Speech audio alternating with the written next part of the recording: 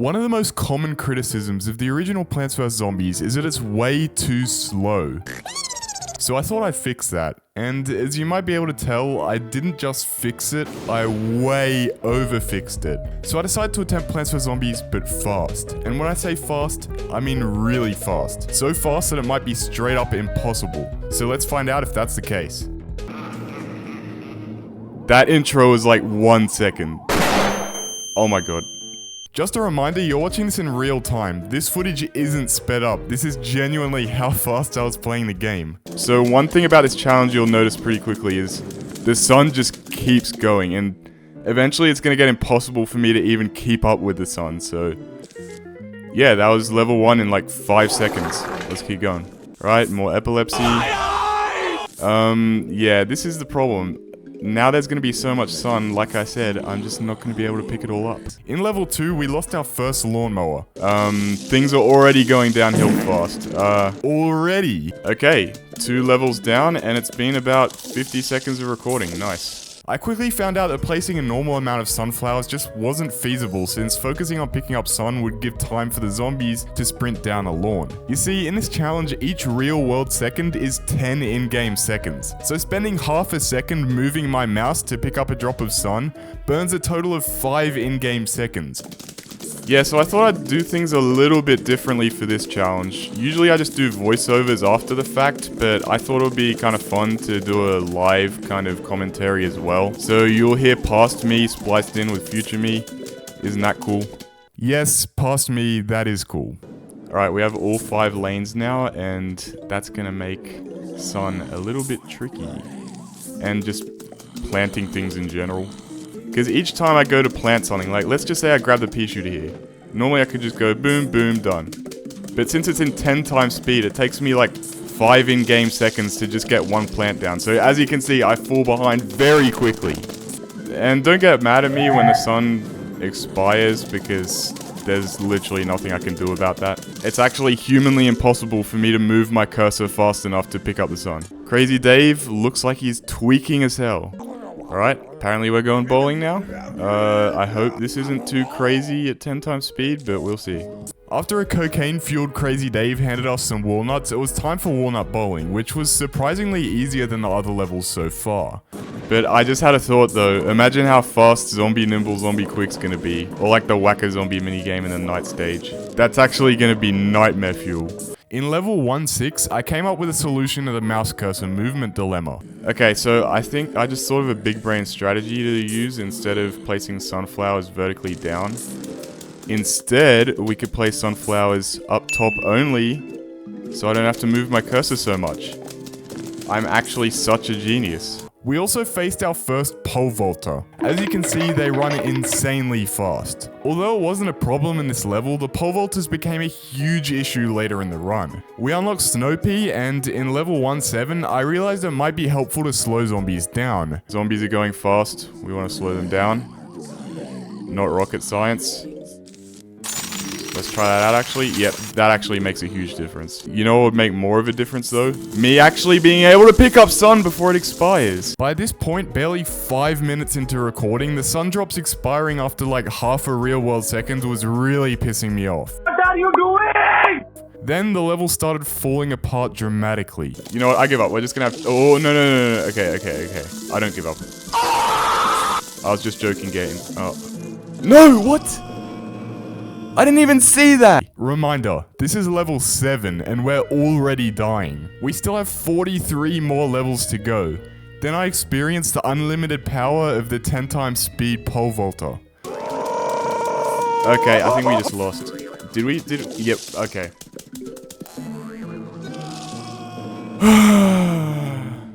I cannot believe we're stuck at level 1-7. What am I doing with my life? You know, sometimes I think this is going to be a really fun challenge. And then like 5 minutes in, I just realize, okay, this is just another round of me torturing myself. Like, you'd think this would at least be a little bit better than doing Plants vs. Zombies 2 with 1 seed slot, for example. But nope. This is just straight up hell as well. For your entertainment though. And I know you guys love watching me torture myself. Not even 7 levels in, and I was starting to lose my mind. It's just such a surreal feeling placing these plants and Well, I don't even know what I'm saying at this point. After finally beating level 1-7, the game trolled us since we didn't even unlock anything at the end of the level. That's a shame. I thought it would be a good idea to do this live commentary in this challenge video as well, but I'm kind of just yapping nonsense really, because I really need to focus on what I'm actually doing, which is trying to pick up sun and it keeps disappearing. In level 1-8, I tried out using walnut to slow down the zombies, only to realize at 10 times speed, they basically swallow the nuts whole anyway. Using my 2 sunflowers at the top of the screen strategy, we managed to get through the level with no real problems. Now that I think about it, this isn't also just a first for using live commentary, this is also a first for doing a Plants vs Zombies 1 challenge on my channel, I'm pretty sure. If you want to see more Plants vs Zombies 1 content, then you know what to do. Our first loss in level 1-9 was against a pole vaulter yet again. No. Okay. Okay. These pole vaulters are actually getting to me. Ah! Not being able to pick up the sun in time is never gonna stop annoying me. The sunflower's moving so quickly back and forth. It's like they're laughing at me. It's like they're just going, huh, I'm gonna make some sun even though I know you're not gonna be able to pick it up. Eat on that. And you know what? I will eat on that. Just like that zombie didn't eat on the walnut. Right, I'll tell you what, you fat little cunt. I'm actually tilting this much, and it's not even the end of the day stage. My neighbors probably think I'm killing my whole family the way I'm carrying on, but I'm actually just playing a video game about sunflowers and pea shooters. Seriously, watch how fast this bucket head will go through this walnut. It's not even funny. It's just, what, that was like 4 seconds? 4 seconds max. Let's just blow that shit up. Okay. Let's see what conveyor belt levels are like in this. Okay, forget about sun, I can barely keep up with the plants now. Level 110 gave me my first taste of the conveyor belt in 10 times speed. Yeah, the problem here is that the conveyor belt goes so fast that you physically can't keep up with it, and stop it from clogging up with plants. Despite this, the rest of the level was a breeze and we moved on to World 2. As a kid, this was one of my favorite levels because my 5-year-old brain just liked the hyperstimulation of all of these plants being put down. We're entering the night stage. And Crazy Dave is yapping again. Alright, so hear me out. I'm literally just gonna spam puff shrooms. The problem with the night stage was that we were forced to use sun producers since no sun falls from the sky. But like I've said and raged about before, planting and using sunflowers is a huge waste of our extremely scarce time, and half the time we can't even pick up the sun before it disappears. But instead of trying to use sunflowers, I took a bit of a different approach in 2-1. This guy stinks! We also had our first glimpse of the hyper-speed newspaper zombies. And when I say glimpse, I mean glimpse, because blink and you'll literally miss it. Our army of mushrooms tore through the level, so I decided to do the same thing in 2-2. In this level, I also realized picking up coins before they expired was even harder than picking up sun. Wow. Did you just see that? The coins... Okay, I got that one, but the coins disappear before I can even get to them. And that one, okay. We might be tight on money in this challenge. Then 2-3 threatened our entire puffshroom strategy. Okay, screen doors, so yeah, that's the problem with our strategy. Yeah, I finally relented and started harvesting sun again because without it, I wouldn't be able to use fume shroom to stop myself from getting screwed by the screen doors. The added fume shrooms carried us through the level. Want to buy an extra seed slot? Oh wow, we actually saved up enough money despite literally not picking up any money. 2-4 brought back the dreaded pole vaulters. One thing about this challenge was that whenever a zombie got within a few tiles of my house, it was already over. You can't humanly react in time at that point. Combine that with pole vaulters and you get me stuck in a death loop not even halfway through the second world. These pole vaulters, man. These pole vaulters! No, okay, wait, no, please. Yeah, things are falling apart pretty quickly. Okay, good, that screen door spawned in the right yeah, we just lose. We lose. I don't know what to do. Like, what do I do about these pole vaulters, actually? Then I came up with a better idea than trying to preemptively add fume shrooms to my defenses. You know what? I'm gonna reevaluate my strat. I'm just gonna spam puff shrooms as much as possible, and if and when screen doors appear, I'll just place fume shrooms. Alright, so Operation just spam puff shrooms is working pretty well. When we finally beat the level, we unlocked the almanac, featuring a sunflower and a zombie shaking their necks so fast that it looked like their heads were gonna go flying off any second. Okay, this is what I've been waiting for. actually not what I've been waiting for, what I've been dreading. Next up was 2-5, the Whack-A-Zombie level. I think the only way to do this level justice is to just roll my first attempt. Whoa, oh my god, I don't know what to say. What? Stop. Okay, yeah. I think we just hit our first roadblock. Yeah, this one was not looking good. I was expecting it to be really hard, but not this insanely ridiculous. I'm kind of scared that this challenge is going to end here. I tried the level a few more times before realizing there was no way it was going to be possible without coming up with some new approaches. First, I tried turning my mouse sensitivity up, but if anything, that just made it harder to hit the zombies. This is just stupid. It's just stupid. It's hopeless. So when that didn't work, I tried manipulating the RNG to get a lawn with gravestones as huddled together and as far up the lawn as possible. I think I've devised a bit of a strategy. So if we see gravestone lineups as bad and horrendous as that, we're just gonna restart. And hope that we get a more generous... Okay, that's a bit more like it. I'm just gonna keep restarting until I get a good, optimal kind of gravestone lineup. Shit.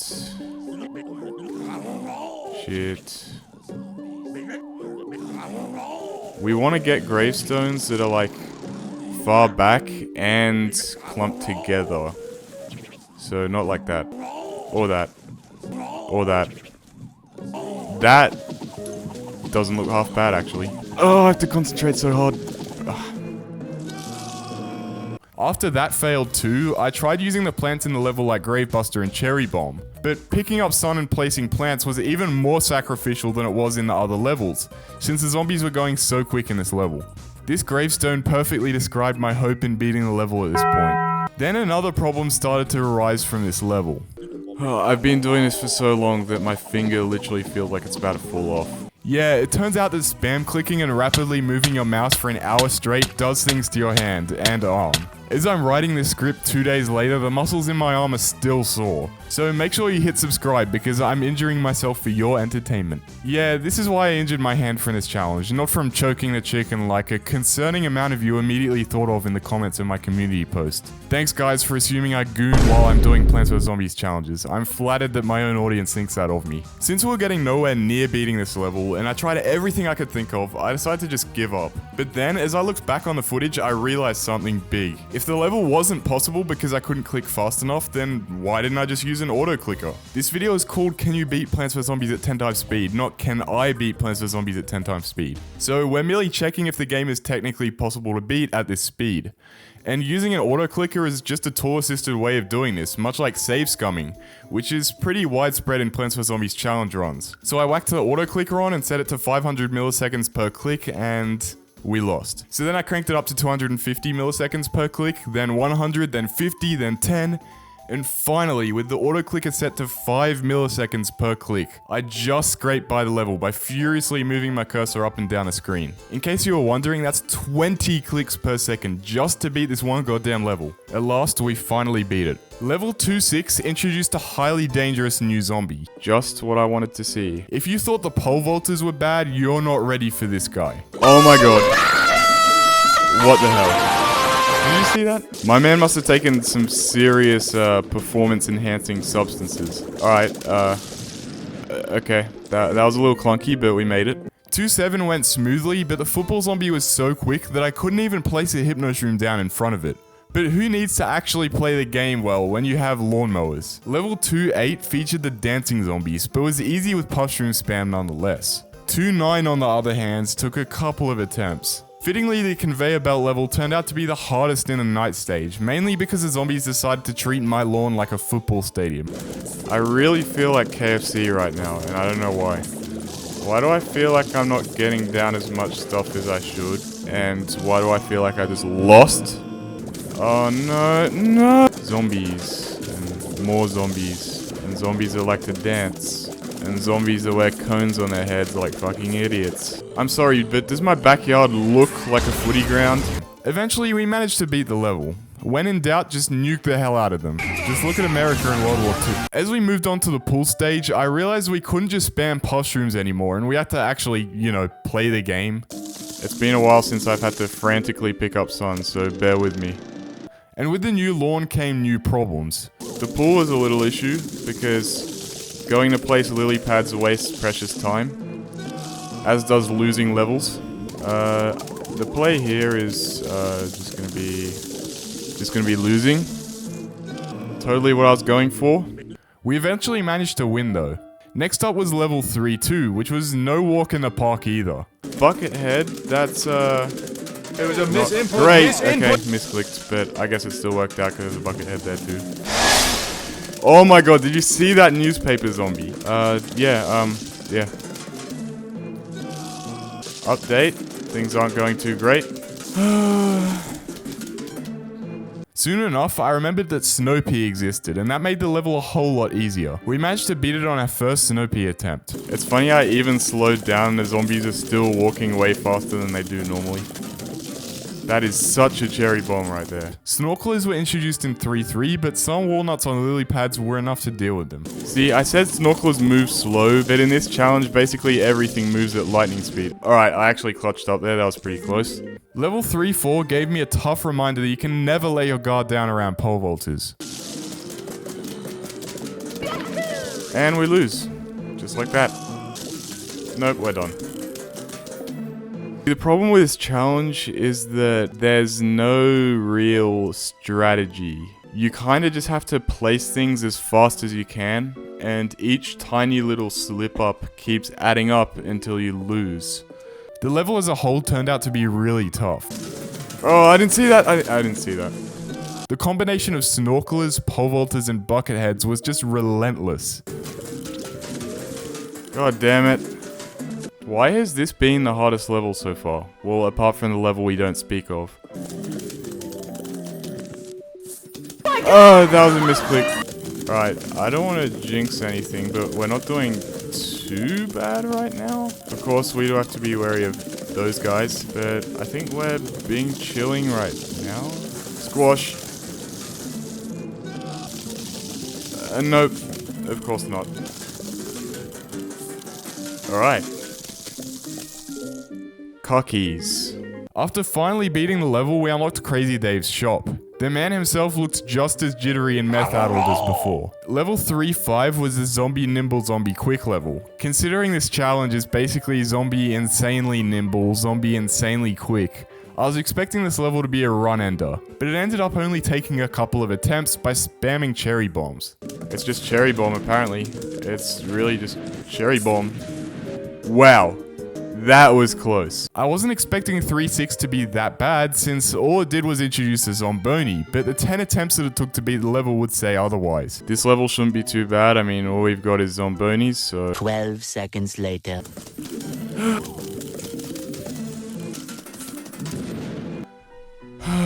Famous last words. I've been trying this level for like 10 minutes straight.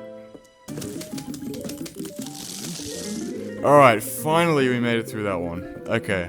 3-7 wasn't that bad with a lot of Snow Pea spam. 3-8 introduced the Dolphin Rider, which was not a pretty sight at 10 times speed. Luckily, there weren't that many of them in the levels, so we could just stop them by triggering their jump with some walnuts on lily pads. 3-9 decided to throw the worst 10 times speed duo imaginable at us. Then this happened. Hello? What? Yeah, the dolphins were so quick that I didn't even see this one before it got to the house, even though it was frozen by a Snow Pea. Even though this level took quite a bit longer to beat than 3-8, the same strategy managed to carry us to the pool boss stage. The battle itself was possible first try thanks to the absurd amount of firepower the game hands you on the conveyor belt. Now it's time for the fog stage. The problem with the fog levels was that the fog took away what little reaction time we had in the first place, since the zombies were absolutely sprinting out from the fog. Combine that with kamikaze zombies and you just have a recipe for disaster. Despite all of this, the mushroom spam strategy that we used in the night stage was just too overpowering for level 4-1, which we beat first try. 4-2 decided to bring back an old friend. I decided to try out our newly unlocked Plantain, but quickly figured out it was nearly useless here. Every time I used it, it would instantly get eaten by a zombie bolting out of nowhere. Then I got absolutely jump scared by a football zombie dashing out the fog. Thankfully, a lawnmower cleaned it up and we could proceed to 4-3. The balloon zombie made its debut here, and at 10 times speed, it looked high in more than just the elevation kind of way. There were just 2 of these guys in the whole level though, so they didn't pose much of a threat. For now. You know what did pose a threat though?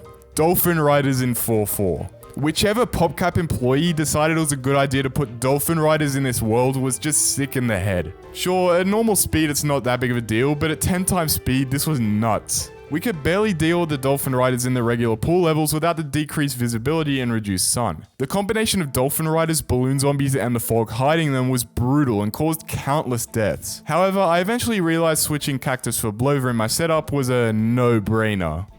Get it? See what I did there? You know what, I'll just forget stand up and just stick to making YouTube videos. After bringing Blover into the level instead, it was a lot easier. After the level was done, Cocaine Dave brought us back around to the shady alley where his unregistered vehicle was parked. He tried to offer me some grams of ice cut with fentanyl, but I turned his offer down and just bought an 8 seed slot instead. He then asked me if I wanted to do some pot instead, but I said no again before realizing he really meant to ask me if I wanted to smash some pots, so I took him up on his offer. This level was just as easy at 10 times speed as it was at 1 time speed. Then Dave asked if I wanted to buy some miners for child labor before I realized he actually meant to say there are miner zombies in the next level that might be doing some labor on my lawn. Okay, I'm done with that joke now, I promise. On a more serious note, the digger zombies in 4-6 weren't that bad to deal with, but were lightning fast at this speed. It was helpful that the only 2 digger zombies in the whole level came in the exact same lane. In 4-7, I decided to throw Starfruit into the setup so I didn't feel like a complete prick just spamming puff shrooms the whole time. Things were going fine until one single zombie screwed the whole level up. We did it on the next attempt though. Then my worst nightmare came true in 4-8. Just like when the digger zombie was introduced, this level only threw 2 pogo zombies at us, which wasn't that bad. But pogo zombie is only gonna get more and more painful from here. Somehow we beat 4-9 in only 1 attempt. I have no idea how, but we did. At 10 times speed, level 410 looked more like that one episode of Pokemon that gave a bunch of kids seizures when it first aired than an actual Plants vs Zombies level. But just like a lot of other conveyor levels so far, it was really easy and we beat it first try too. Now, as for the roof stage, first of all, bye bye Puffshroom, you'll be sorely missed. And secondly, flower pots. If just planting lily pads for 2 lanes was a severe penalty and time loss at this speed, imagine doing that for all 5 lanes, and in the hardest world in the game. That being said, 5-1 was a piece of cake just like every other stage's first level. After this level, Dave asked if I wanted my windshield cleaned, so I said no, but what he really asked was, do I want my roof cleaned? So I bought some roof cleaners which came in handy for the rest of the run. 5-2 was another easy one. 5-3 introduced ladder zombies, which are kind of annoying but manageable without catapults. 5-4 decided to throw a downright villainous trio of zombies at us. By using squash to, well, squash or the football zombies, the level turned out easy enough. The only difficulty was trying to time the squashes well enough. After the level, we unlocked the Zen Garden, which got me thinking for the first time. Why exactly are we gardening here? I know you get money for doing it, but that money just gets put back into Crazy Dave's shop when we buy more fertilizer. Is the whole Zen Garden just a ploy to get us to spend more money in Dave's shop? Like some kind of botanical pyramid scheme? Anyway, I'm looking way too deep into this, let's just move on to 5-5. Oh great. A whole level that's just chomper. Much to my dismay, this one actually took a couple of attempts because of the lightning fast conveyor belt as usual. So I had to spend longer looking at the purple turd before we could move on to 5-6, which held the debut of the catapult zombie. The level was another easy one. The catapult zombie in the final wave eventually just gave up fleeing projectiles and submitted to its own death. Oddly enough, 5-7 was just as easy, probably because we now had Umbrella Leaf on our side, which did a great job at protecting our plants from death by basketball firing squad. After a couple tries, we managed to pull through in 5-8, which introduced the Gargantua. I wish I had a more interesting story of how I dealt with them, but it was just lawnmowers and explosives. With such a good streak of easy levels, it was inevitable that we could face a roadblock. All good things must come to an end, and they certainly did in 5-9. Past me could not have known how right he was about to be. I tried this level over, and over, and over. Usually what got me was the catapult zombie, since collecting sun was so tight at such a high speed that I couldn't even spare the 200 sun for a couple of umbrella leaves. If I did, then I would fall behind on my pulp plants, and another zombie would end my whole career. After being stuck on this level for half an hour, I managed to win. How? Well, there was no secret or trick this time. It just came down to absolutely optimal gameplay with perfect cabbage pult, melon pult, and walnut placements. Not to mention split-second sun clicking. And with that, we've reached level 510. Usually in Plants vs Zombies 1 and 2 challenge runs, the final bosses are really anticlimactic compared to the levels preceding them. But there are exceptions to this rule, which I learnt the hard way upon starting my attempts of this straight up evil level. It was just too many zombies too quickly. After attempting the level for about half an hour to no avail, I knew that I needed to switch up my strategy. That's when I remembered the lane reducing trick that you can do in this level. After you lose a lawnmower in a certain lane, Zomboss won't spawn zombies there. So by losing 4 lawnmowers out of 5, Zomboss only spawns zombies in that one lane with a remaining lawnmower. The catch is, if we do end up losing that one lawnmower, the whole strategy falls apart because Zomboss resets and we lose instantly. Also, this leaves us with basically no plants to actually attack Zomboss. We just had to chip him little by little, which took ages. But this was far from being enough to beat the level. One of the main problems that was still present when using this strategy was the speed of the fire and ice balls. There was basically zero time to react to them after they'd been spawned in the lane, even if I saved a flower pot for placing ice shrooms and jalapenos. There were 2 ways I managed to minimize this issue. Firstly, I tried using lanes near the top of the lawn. That way I reduced the time needed to move my cursor all the way up and back down from the conveyor belt to place the specific plant I needed for the ice or fireball. Secondly, and more importantly, I started ice shrooming Zomboss the moment his eyes lit up and he moved to a certain lane to spawn the fire or ice ball. This way I'd have an extra few fractions of a second to see what kind of ball he was going to spawn and in which lane he was going to spawn it. The timing for this strategy was really tough initially, but after about an hour or so, I'd gotten it down pretty well. Even after all of this, the balls would still roll basically all the way down the lane, crushing all of our plants except the last couple. This is why it was imperative that I save the pot furthest down the lane for the jalapeno and ice shroom placing, or else we'd have nowhere to plant them. This is because obviously digging up a plant or placing another flower pot was impossible due to how limited our reaction time was.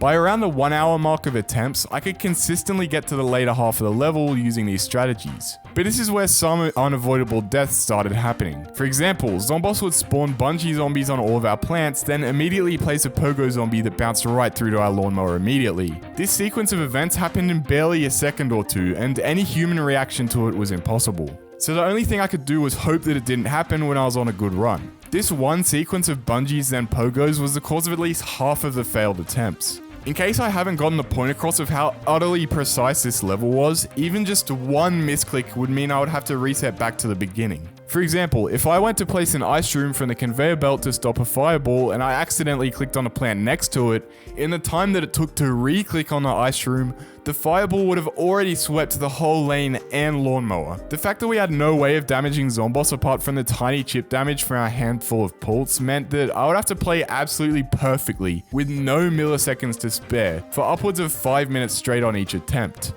Keep in mind, we're at 10 times speed, so that's like taking 50 minutes to beat the level if it were at normal speed. Eventually, after multiple hours of attempts, I did manage to win though. Much like other levels in this challenge, there was no groundbreaking key to winning here. It was just lots of strategies and lots of precision, with a hint of luck so that the bungee pogo duo wouldn't happen. And after being rewarded with a seizure-inducing trophy, we completed the challenge. Throughout the whole game, every single level was possible at 10 times speed. I don't know about you, but that says a lot about how slow the game is normally. So through this challenge, we've proved that everyone's whinging is completely justified. If you guys enjoyed seeing a Plants vs Zombies 1 challenge for a change, drop a like, comment, subscribe, all that good stuff. Now that I'm done with that challenge, I'm gonna hop off and go get some ice for my hand. Thanks, Whacker Zombie.